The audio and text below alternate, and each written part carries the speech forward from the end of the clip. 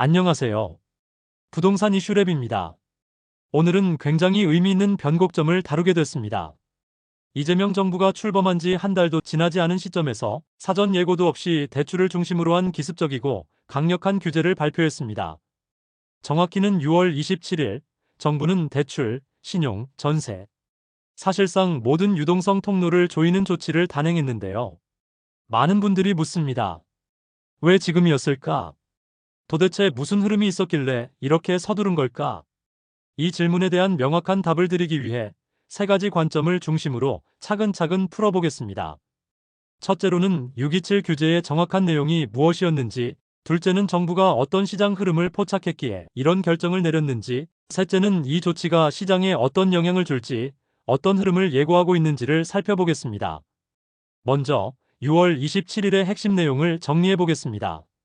정부는 이날 발표를 통해 고가 주택에 대한 주택담보대출을 사실상 차단했습니다. 6억 원을 초과하는 아파트에는 담보대출을 전면 제한하여 고가 아파트로 갈아타기와 초과 연끌을 막았습니다. 대출 만기를 30년으로 제한하고 연장할 수 없게 하여 50년짜리 DSR 우회 대출이 불가능해졌습니다. 또한 2주택자나 추가 매수자에게 대출을 전면 금지하여 실거주가 아닌 수요를 완전 차단하였고, 신용대출 역시 연소득을 넘지 못하도록 막았습니다.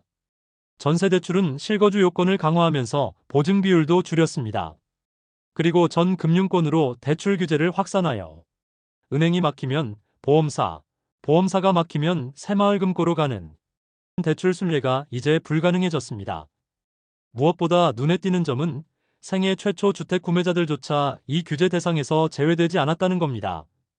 즉, 이전 정권에서 가능했던 다양한 대출 조합은 사실상 이날부터 거의 작동하지 않게 됐다고 보셔도 무방합니다. 이건 단순한 규제가 아닙니다. 시장 전체에 강력한 경고를 날린 첫 번째 신호탄이었습니다. 이쯤에서 자연스럽게 질문이 생깁니다. 왜 지금이었을까? 그리고 왜 이렇게까지 강하게 나왔을까? 정부는 시장을 몰라서가 아니라 오히려 너무 잘 알고 있었기 때문입니다. 당시 시장에서는 아주 미세하지만 분명한 반등의 조짐이 포착되고 있었습니다.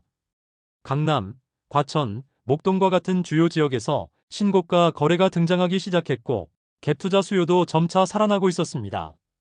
특히 정책 금융을 활용해서 위장 실수요라는 형태로 무리하게 매수에 나서는 사례도 늘어났죠. 이 흐름을 정부는 단순히 온기라고 보지 않았습니다. 정책 당국의 판단은 단호했습니다. 이건 다시 불붙기 직전이다. 과열전조다. 과거처럼 시장이 완전히 달아오르고 나서야 조치를 취하는 것이 아니라 이번에는 그 전에 조짐이 보이자마자 바로 움직였습니다. 정확히 말하면 선제적 대응이죠.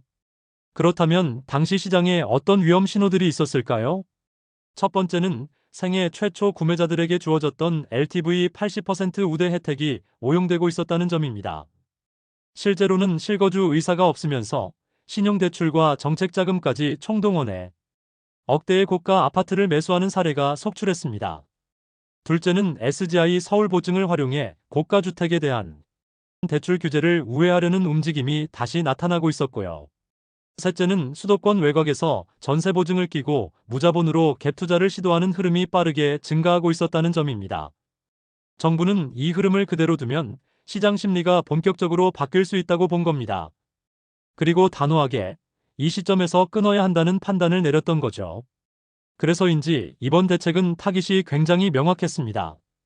단순히 모든 수요를 틀어막는 방식이 아니라 비실거주 목적의 투기 수요를 정밀하게 겨냥했습니다. 예를 들면 2030 청년층이 무리하게 대출을 받아 집을 사는 움직임에 대해선 전입 의무와 함께 대출 한도까지 제약을 뒀고, SGI 보증을 활용해 고가 아파트를 사려는 우회 루트는 막아버렸으며, 전세 보증을 끼고 무자본 갭 투자를 시도하는 방식은 보증 요건 강화로 사실상 통로를 차단했습니다. 이번 조치는 단순한 규제 이상의 의미가 있습니다. 정부는 이걸 정책 시리즈의 첫 카드로 꺼냈고, 앞으로 여름 거래량, 심리지수, 대출 사용률 등 시장 반응을 면밀히 살펴본 뒤 추가 대응도 검토하겠다고 밝혔습니다. 이는 명확한 메시지입니다. 실제로 7월 21일부터는 전세 보증 요건이 추가로 축소되고, 이후 8월 9월에는 더 강한 후속 카드도 예상됩니다. 즉, 지금은 단지 규제 하나가 나온 게 아니라 시장 흐름을 누가 주도할 것인가에 대한 신호전이라고 볼 수 있습니다. 그렇다면 공급 측면은 어떨까요? 이재명 대통령은 새로운 4기 신도시를 만들겠다기보다는 이미 계획되어 있는 3기 신도시의 입주 속도를 앞당기겠다는 의지를 명확히 했습니다. 왕숙, 창릉, 교산, 계양, 대장지구 등은 2026년부터 2029년 사이 입주 예정이지만 여러 이유로 일정 지연이 누적되어 있었습니다.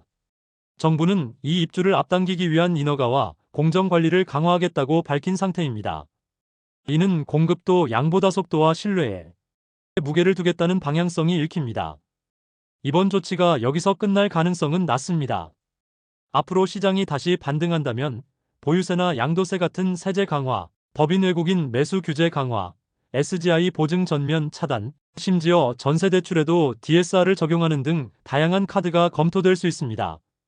동시에 청년과 실수요자를 위한 보완책도 병행될 것입니다.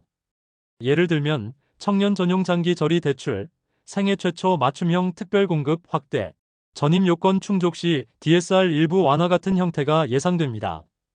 이제 중요한 건 정책의 조문을 외우는 게 아닙니다. 정책의 의도를 읽는 것입니다.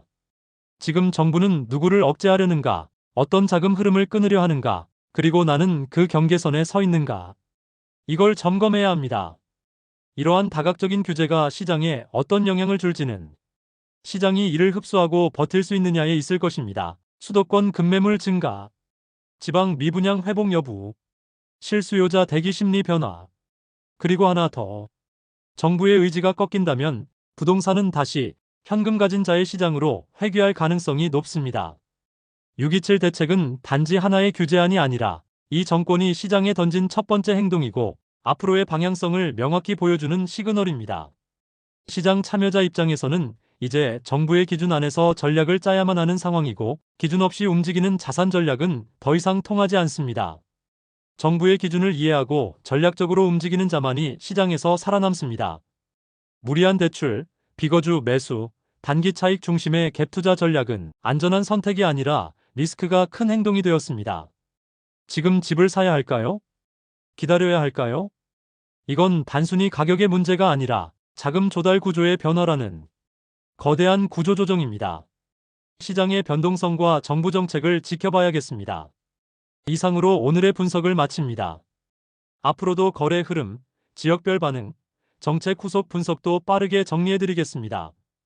분석을 원하는 내용이나 생각도 댓글로 남겨주세요. 다음 제작에 반영하겠습니다.